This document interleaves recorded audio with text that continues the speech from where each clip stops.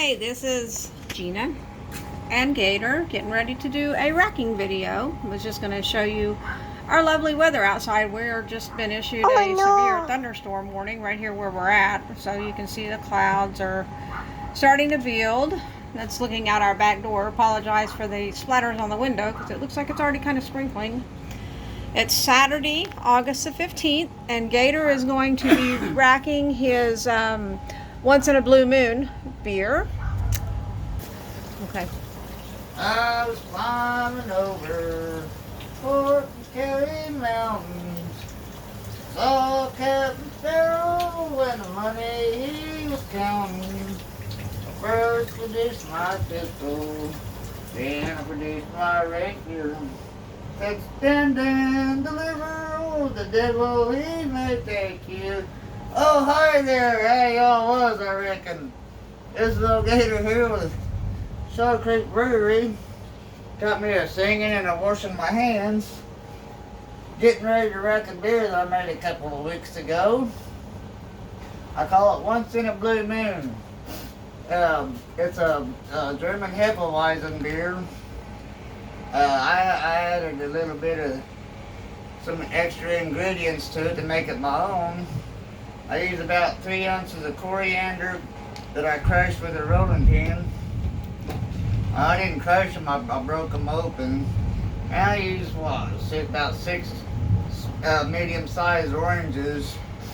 I quartered them, cut the peelings off, and threw the meat and the peelings in my brew. Trying to make it a Blue Moon clone. That's why I call it Once in a Blue Moon. I don't want to infringe on copyright, you know what I'm talking about.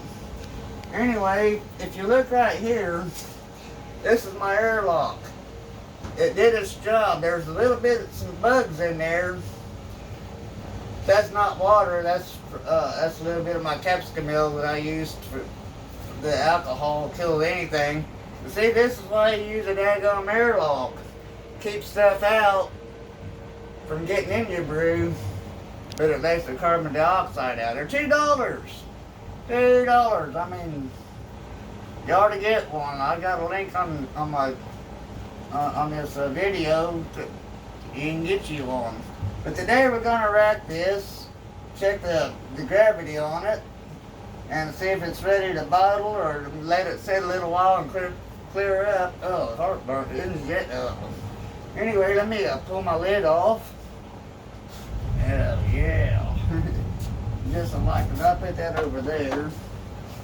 Get rid of this for a minute.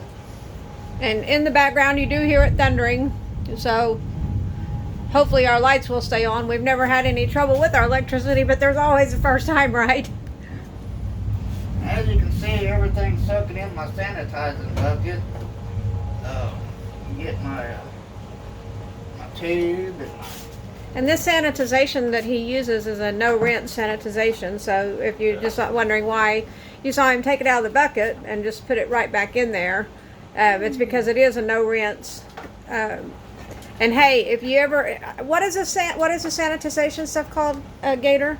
I don't remember. Anyway, it's like a real coarse sand, and he just dumped it out in the. We got stainless steel sinks, if you can see over there.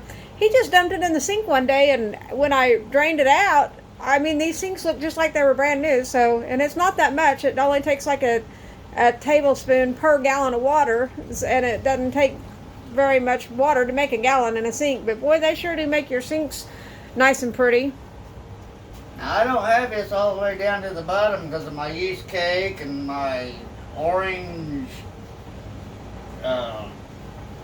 guts and everything. Don't want none of that in here. Hopefully, it looks kind of cloudy. That's from the oranges. As soon as this gets racked off, we'll take a reading, quite possibly a little taste test, even though it's not carbonated or even cold. But well, you gotta have a little taste test. I mean, just like in cooking, you gotta taste what you're making, right? Or otherwise, who knows how it's gonna turn out? And what you guys gonna think? Ew, that's got too much salt, or ew, no salt. So that's why we taste things even in brewing. You gotta know where you're at, what your flavor profile is, and how you want it. So we'll be right back when this gets done filling up. We'll catch you in a minute. And while he's doing that, we're going to check outside again. As you can see, it's now pouring down rain, which is okay because we need the rain. It had just really gotten really, really hot, really muggy, but we needed the rain. Alright, I'm done wrecking it. Little lot. It's a lot cloudy, but I'm going to leave this in this bucket for another week, maybe 2 weeks, see if it'll clear up. As you can see, I already got my cylinder with my hydrometer filled up. Don't want to waste your time watching that, like watching paint dry. Back to my coriander. Like I said, I used 3 ounces, and I just cracked them open with a rolling pin inside of a Ziploc bag.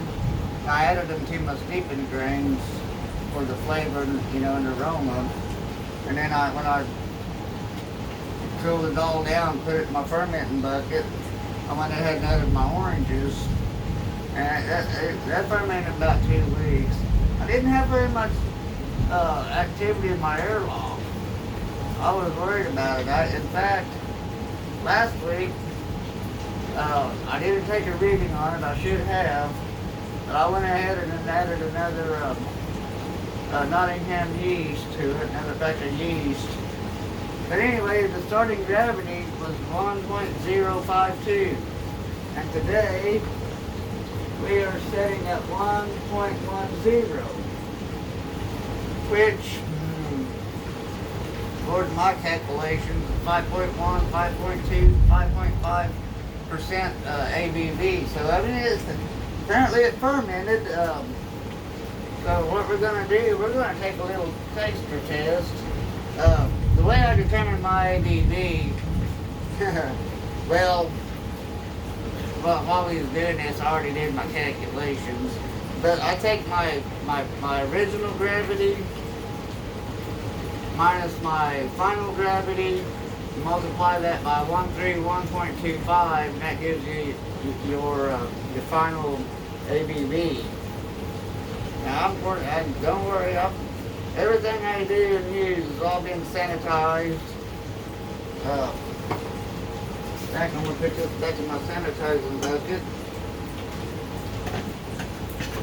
Alright.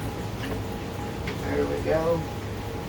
Now, let's roll that around a little bit, get some of the aromatics out of there. Ooh, yeah, well, it smells like a once in a blue moon, I tell you what. You can smell the coriander, and you can, it doesn't have, it's got some orange aroma to it, but it's not overpowering. I think 6 medium-sized oranges was the right number. We're fixing to find out. Let's see how she tastes.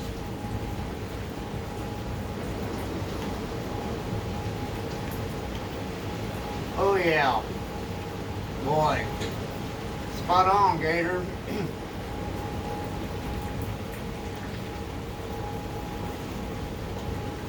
You can taste a little bit of the alcohol, but it's not bad. I'm going to give the She Gator a little taste of it.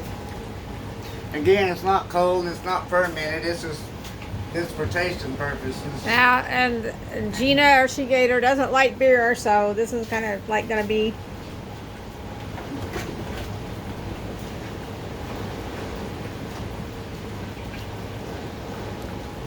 That's actually not bad for beer. Just so you know, I do have the glass in my hand, and if you see on that, jugs, that's where he gets most of his brewing supplies at.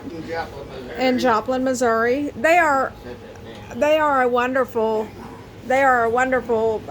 brewing supply place, friendly. And a liquor store, but like I said, we like to support our hometown. They do craft brews too. And they do have craft brews, like you heard him say. For anybody that's in Joplin, if you don't know where Jugs is at, it's on East 20th, about between Main Street and Cincinnati. And and then Gator is locking his lid back down now. Get out the sanitizer off there so I can get a good seal. There, yeah, here it's locked. Alrighty then. Now I'm just gonna put this back in my fermenting room and set it up for another week. What he's doing right now is getting the airlock. Filled it up with sanitizer. The lid to it's still down in that bucket, Gary. I got it. And like you said, those are $2 and not $2 a piece for $2 for those airlocks. And believe me, he's used stuff that hadn't had those, and that's makes it a lot easier because we didn't get to see very much of it this last time because, like you said, it didn't start bubbling. But when that thing's working right, it's just like somebody taking a drink. It takes a drink and then it bubbles. It takes a drink. And the last beer that he made, not this one, but the last beer he made, it sounded actually like a little fish tank bubbling so much. And I'm going to hush my mouth and give you back to Gator now. Okay, I'm sorry I didn't get the that you watched me make this. 2 weeks ago I had animal issues. They was all wanting in the house and kept butting my bucket and wanting to drink of my brew, you know, who don't, right? Anyway, that kind of fizzled out. But anyway, I'll show the next video next week or two where I'm going to re-rack it because there's still a little bit of a orange pulp in there, but that's alright. I'll rack it up in another bucket and I'll use my strainer to catch all the pulp and everything. Hopefully it clears out. If not, that's alright, you know. It's just for me and a few of my friends. They're not really much on clarity anyway. They're more on the alcohol, right? Anyway, we'll catch you next time. I'll probably shoot a video tomorrow of me making another batch of brew, and hopefully we'll get that recorded tomorrow. And till next time, this is Gator, Shoal Creek Brewery. We'll catch you later. Bye. Have a good one.